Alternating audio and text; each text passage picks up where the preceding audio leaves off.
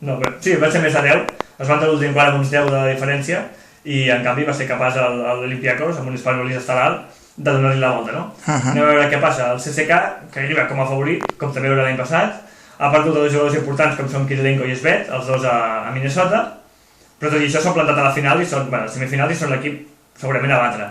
Va jugar contra Efes. Exacte. Aquest Efes que va donar guerra fins al final, no? Efes va ser Olympiacos. Olympiacos. El CSKA va eliminar el Tau, bueno, sí. El Caja Laboral. Fàcil el va eliminar o 3-2 al final? Crec que va ser un 3-1. 3-1. El que ho va tenir complicat va ser Olympiacos amb Efes. Sí, al final li va complicar més la vida. En l'últim partit doncs sí que es va imposar, no amb claredat, però sí que es va posar jugant bé a l'Olympiacos. És que això no ho vam comentar perquè no vam tenir programa la setmana passada. Em sembla que va passar... Exactament. Sí, el Barça va guanyar... Bueno, això sí que ho hem comentat, el Barça jugava la classificació i també era el cas de l'Olympiacos. Tornant pròpiament al partit, els jugadors del CSKA, un conjunt molt sòlid, tot i haver perdut el Kirilenko. Recordem els jugadors importants, Teodosic, base extraordinari, Wings, Kiriapa, Kristic, jugadors dels quatre molt de renom i molt perillosos. Kiriapa havia jugat a un equip bastant bo, no? Va estar a l'NBA, Kiriapa, anys, sí.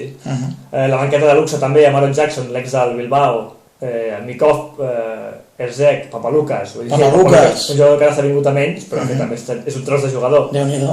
Anem a veure el CSKA, ja et dic, un equip molt complet, que ha fet una bona Eurolliga i amb opcions pràcticament segures d'anar a la final. Molt bé.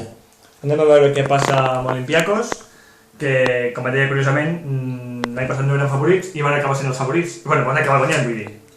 Déu-n'hi-do. Sí. Va ser una final brutal, aquella. Sí. El joc de l'Olympiacos passa, la majoria d'ell passa per l'Espanolis. Si l'Espanolis està a bon nivell, l'Olympiacos guanya moltes opcions de ser... Bé, passa a ser un equip molt perillós. Anem a veure també la parella de l'est que té Papa-Nicolau Printesis, també dos jugadors molt importants. El macedoni Pero Antic, també un jugador... Antic ex de l'ACB. Molt, com diuen que estem molt tosco, no? Vull dir, segurament amb poca qualitat, però sí que era una roca. Sí, ex ACB Antic, em sembla, oi? Diria que sí, no recordo on. Va jugar un equip d'aquests modestos. Després també el base nord-americà suplent Lacy Lowe que va estar a Atlanta, jo recordo que estava a l'NBA. I Kyle Haynes, també ajudant al joc exterior de l'Olympiacos. Anem a veure, un partit pot estar molt interessant, no sé. Spanulis, jugador NBA per tu? Ha provat NBA, no ho va fer malament, però sí que va passar bastant desapercebut. Ostres, raro. Recordo que estava a Houston i ha fet bé de tornar, igual que va fer bé Navarro de tornar per ser aquí les estrelles, les màximes estrelles de l'Eurolliga. Molt bé. Sí. Per tant, anem a veure què passa. Va, fem una mica de pronòstic. Vinga. Va, CSKA Madrid, el que MPS. Sí, tots coincidim. No, Olympiacos, Barça. Sí? Sí. Vinga, doncs... Jo em mullo, tu. Que algú t'escolti i sigui veritat. Recordem, els divendres, primer a les 6 de la tarda juga el CSKA Olympiacos i a les 9 el Barça Real Madrid. I diumenge la final. Molt bé.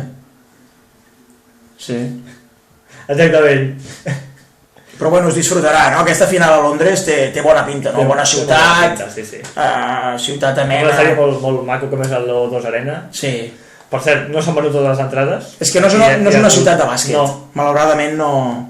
Sí, ciutat, país... L'Olden.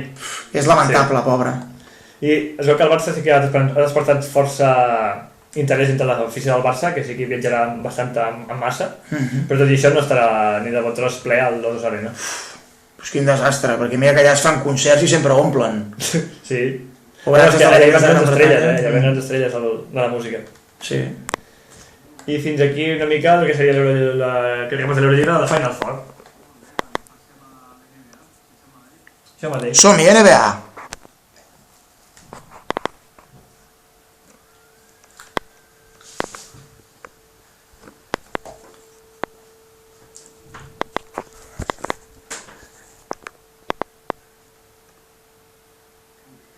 No. Què deia? Estem en línia interna, ara mateix estem en línia interna. No, sí. Els oients no podeu escoltar què diem. Vaya tela.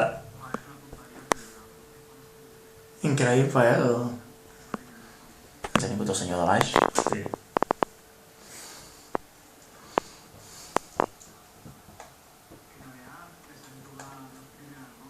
Exactament.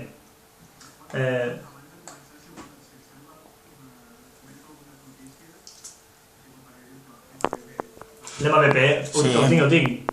És la dada que anava a comentar primer. Abans de passar pròpiament als play-offs, no? L'MVP que se sabia des de feia mesos, LeBron James, el gran LeBron James dels Miami Heat. Com no? Que era evident que ho seria, qui si no, no? Un jugador, sí, exactament, un jugador que ha promitjat gairebé 27 punts, 8 rebots i 7 assistències per temporada, és a dir, com ell que diu, un triple-doble quasi per jornada. I tant.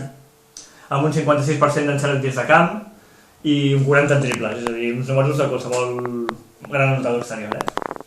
Evidentment, el líder de Miami Heat